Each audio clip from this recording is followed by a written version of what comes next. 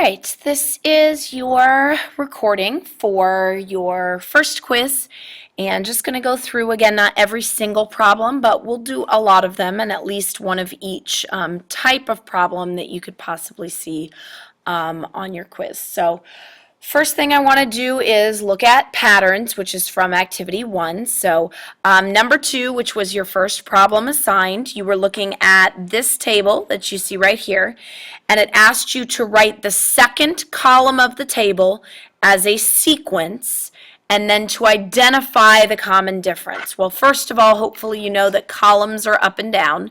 So the second column would be this guy right here. Remember that when you write a sequence, it's very important that you separate with commas and that you do the ... at the end. So for number 1, or number 2 rather, your first question, you have the numbers, but you need to make sure that you've got the commas between and that you've got the ... at the end. Now, as we look at it, remember that common difference we could also say as constant difference. So you look at your sequence and you're asking yourself, okay, what's the difference between each set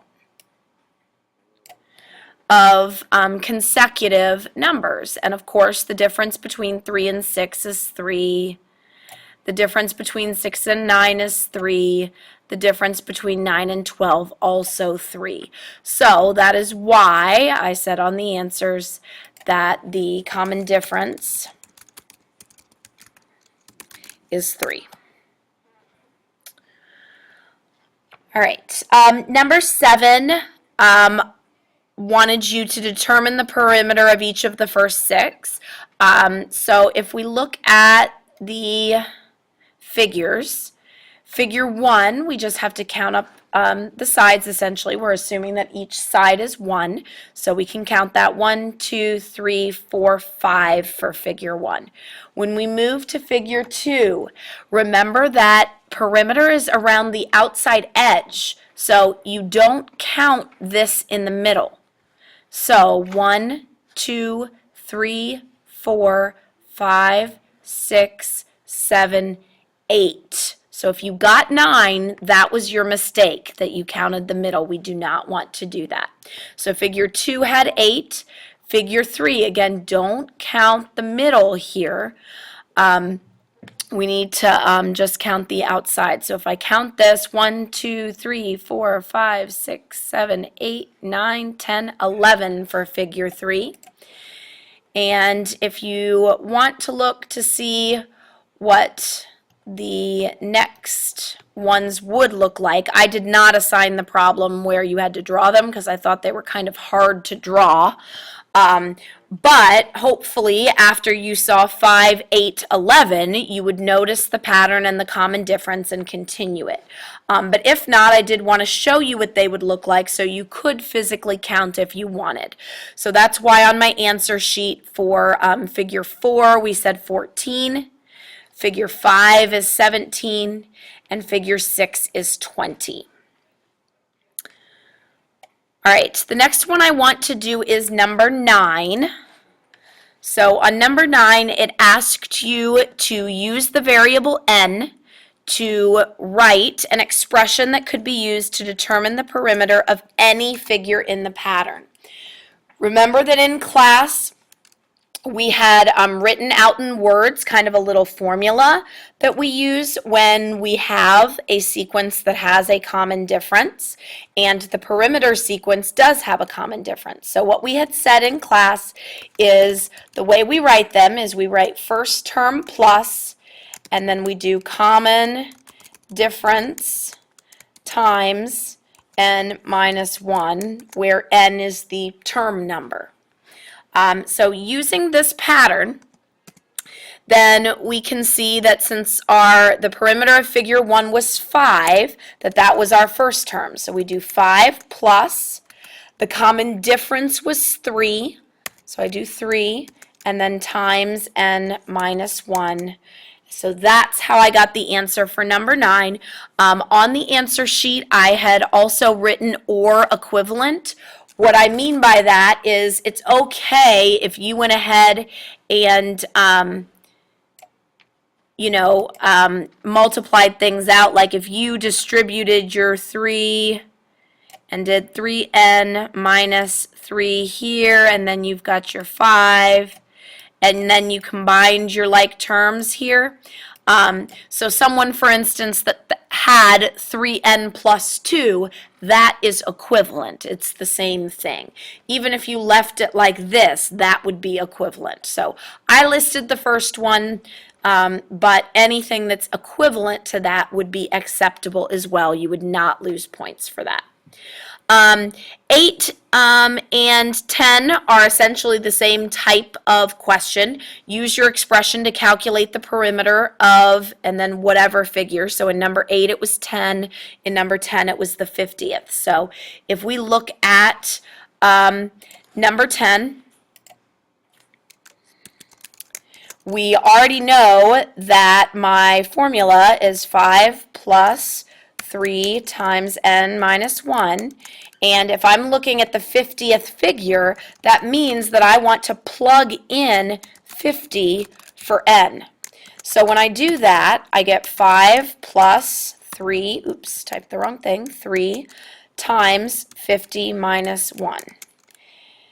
And then, of course, you can do the rest on your calculator. You do need to show me this first step of work here. I need to see that you're plugging in that 50 and that you're plugging it in the correct place. So order of operations would tell us to do the 50 minus 1 first. So that would give us 5 plus 3 times 49.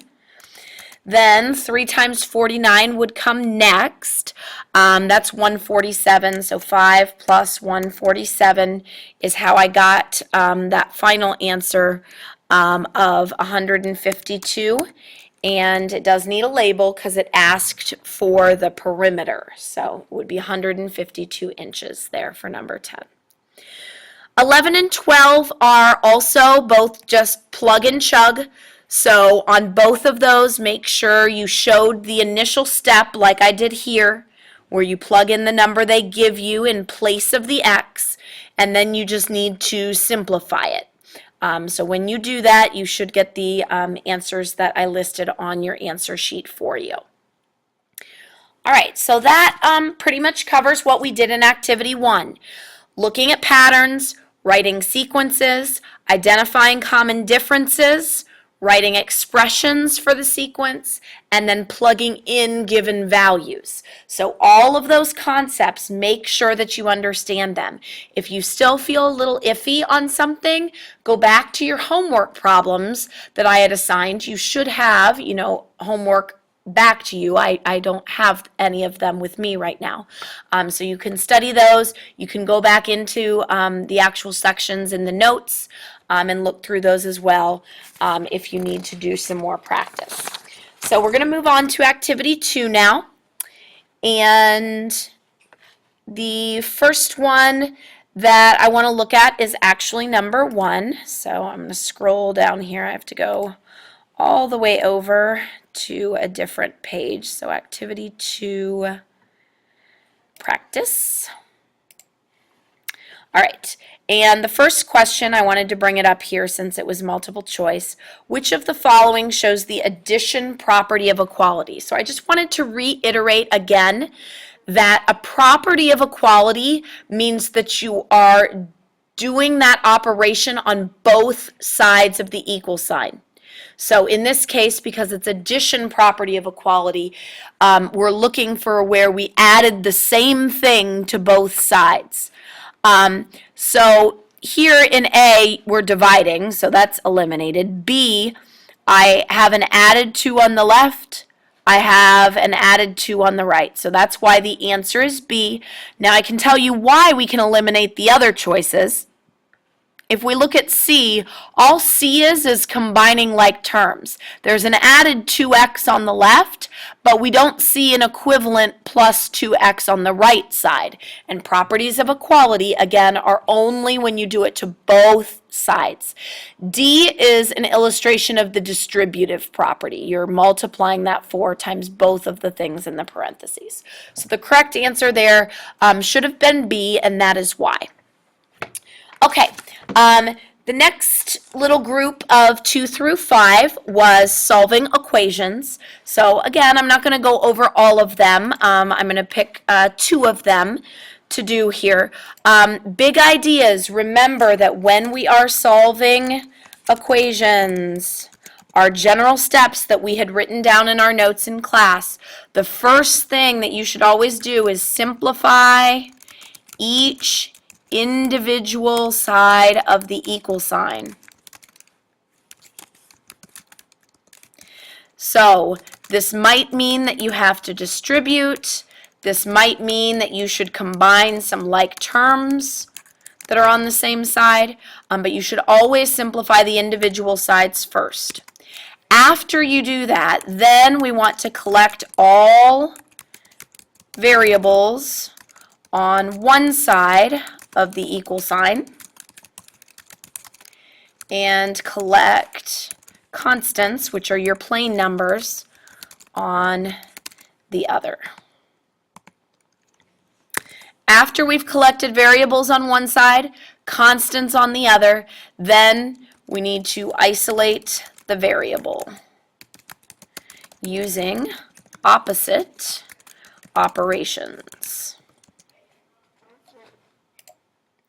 All right, so those are our general procedures that we follow. Now the first section here, these ones were relatively short equations, not too many steps on these.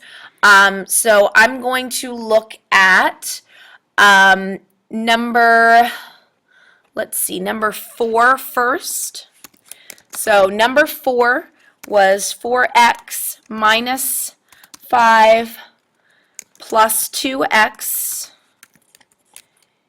equals -2. So that was the original problem. So first thing I want to do is look at each side of the equal sign and determine can I do any simplification on just that individual side. So I look at my left side of the equal sign first and I ask myself, do I have anything to distribute? Nope, nothing to distribute. Do I have any like terms to combine? The answer to that is yes. Yes, I have like terms to combine. Right here, the 4x and the 2x, I need to combine those. That's going to give me 6x. The minus 5 does not have a like term over there, so I just bring that down. So left side is as simplified as it can go. On the right side, -2 is all by itself, so it obviously cannot simplify. So that's my first bullet point. My first objective is now done. Second objective, I want to collect all my variables on one side and my constants on the other. If I look at this example, I've only got one thing on the right. If I move this, I've got nothing on the right side of the equals. So you don't want to move this right now. This is a constant. Since it's on the right by itself, I want to move any other constants over to be on the same side as it. So I'm going to move this -5 using opposite operations. So the opposite of subtraction is addition. And I'm going to add 5 on both sides. Please show your steps. Keep the equal sign where it is intact so that I can give you partial credit. So once I do that, that's addition property of equality. These guys are going to cancel out. So I just have 6x on the left. So all my variables are collected on the left. On the right, -2 plus 5 is 3. So I have 6x equals 3, constants are on the right, variables are on the left. So my second little bullet point there is done. So I'm on to my last one, which is to isolate the variable using opposite operations. So if I want to isolate x, I need to get rid of that multiplied 6. So I'm going to do that by dividing 6 on both sides. These are going to cancel. So I've got x alone now on the left side. 3 divided by 6 does not come out evenly. Please do not give me a decimal. Remember, we only use decimals for real life situations or if there's already a decimal in the original problem.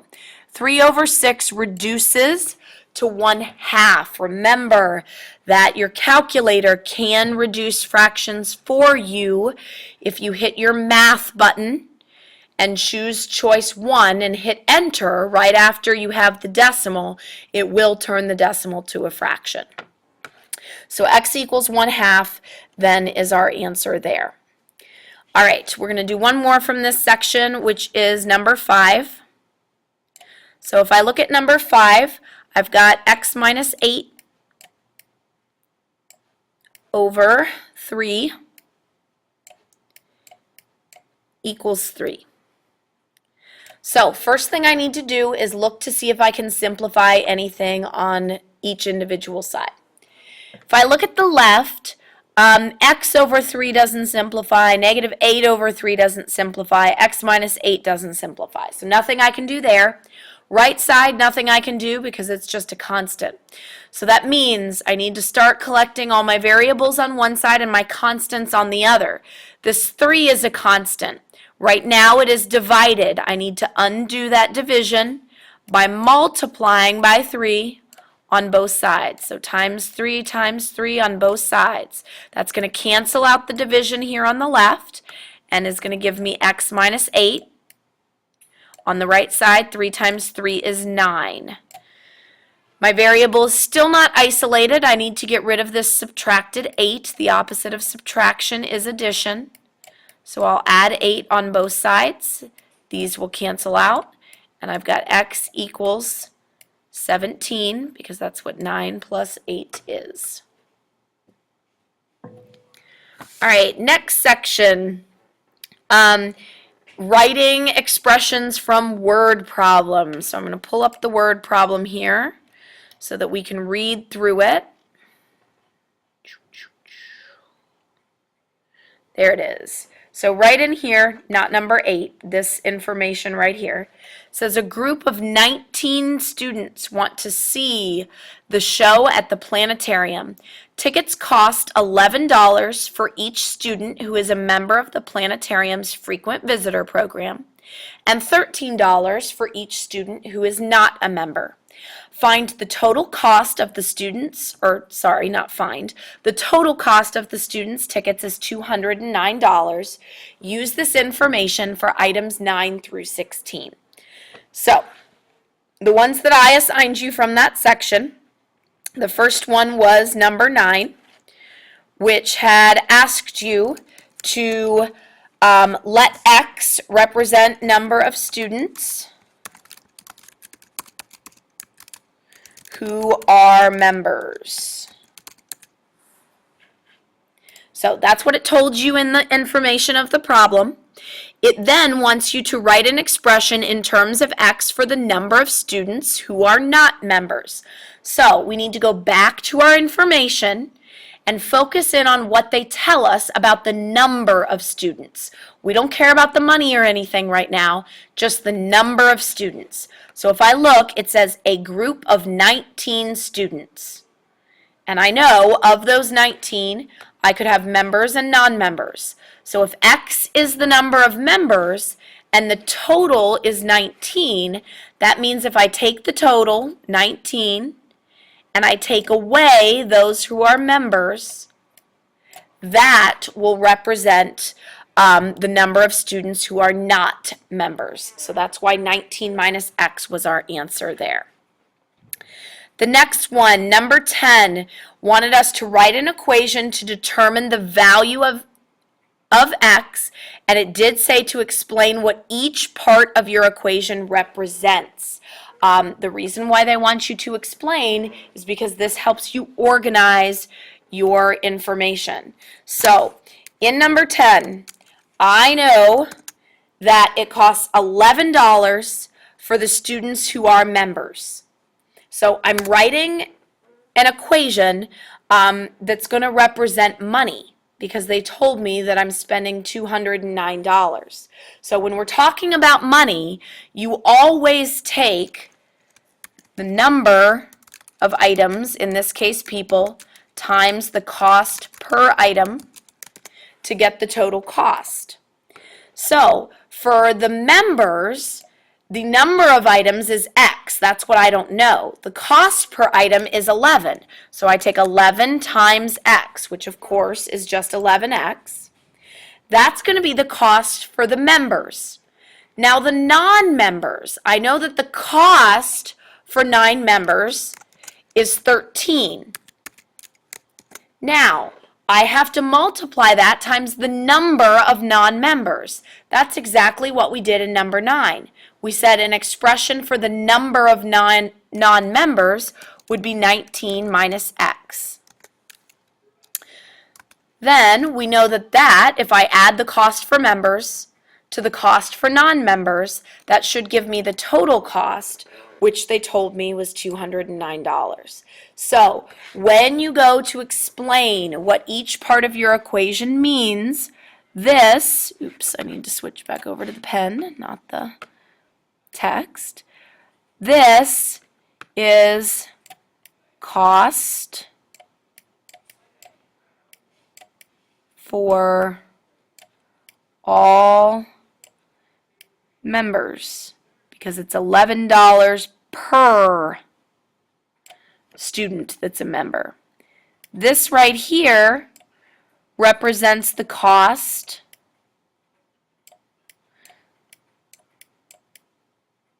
for all non-members.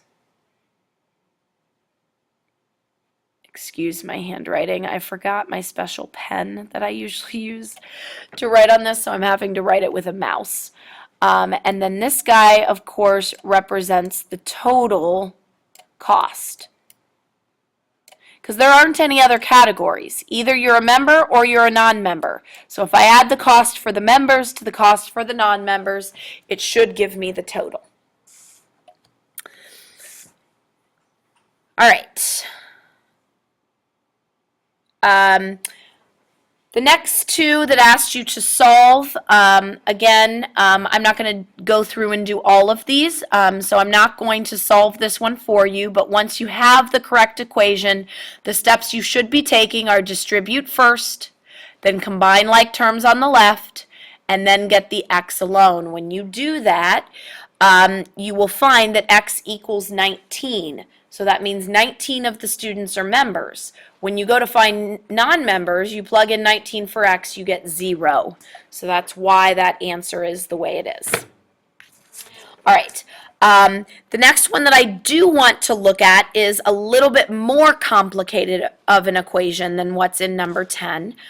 So I want to make sure we do at least one of the more complex equations. So we're going to look at number 23, which was 5 times the quantity x minus 2 plus x equals 6 times the quantity x plus 3, and then minus 4x.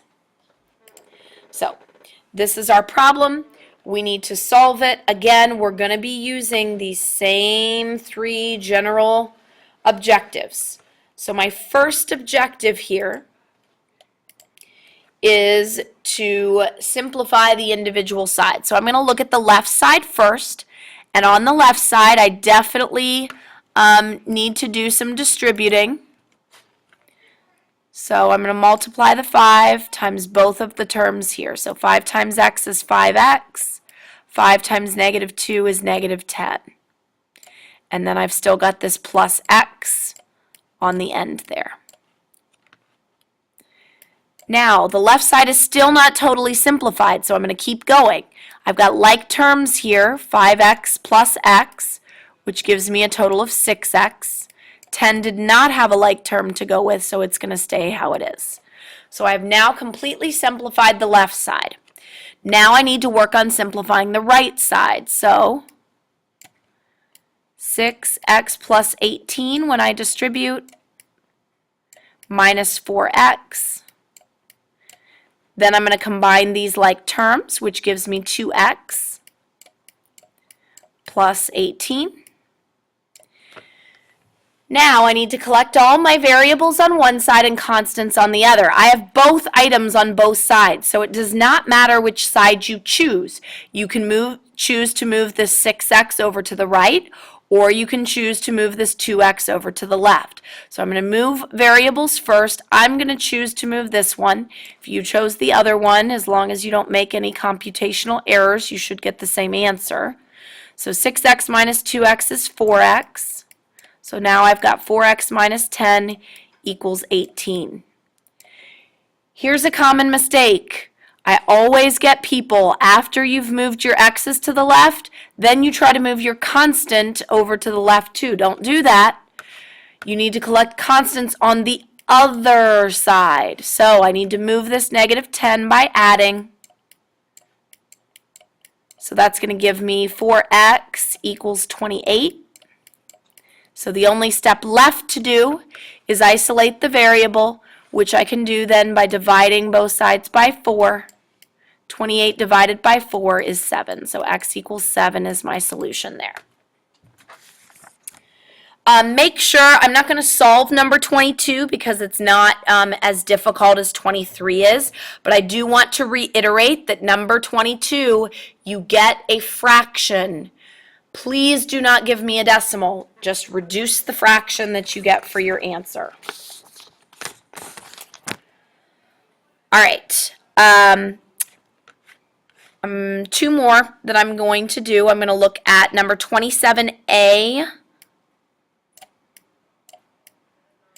So this was a word problem too. So if I look at the problem here as I scroll down. Sorry, an announcement came on there. Tried to cut it off. So here was your problem. Terrell exercised this week by both walking and by biking. He walked at a rate of 5 miles per hour and biked at a rate of 12 miles per hour. The total distance he covered both walking and biking was 36 miles, and Terrell spent 1 more hour walking than biking. So the first thing it asks you to do in 27A is to define a variable. As you saw in my answer sheet, I defined my variable to let B equal number of hours biking. Now, it is perfectly fine if you let your variable stand for number of hours walking. Your equation will look different, but you end up with the same answer in 27B. So to write the equation, again, you have to take how many miles per hour, the rate, times the number of hours that they were doing it in order to get the total distance. So if B is the hours biking, I know then, because it says that he spent 1 more hour walking than biking, that means 1 more than B is the number of hours. I'm not going to write it again. I'll just use the little hash marks for walking.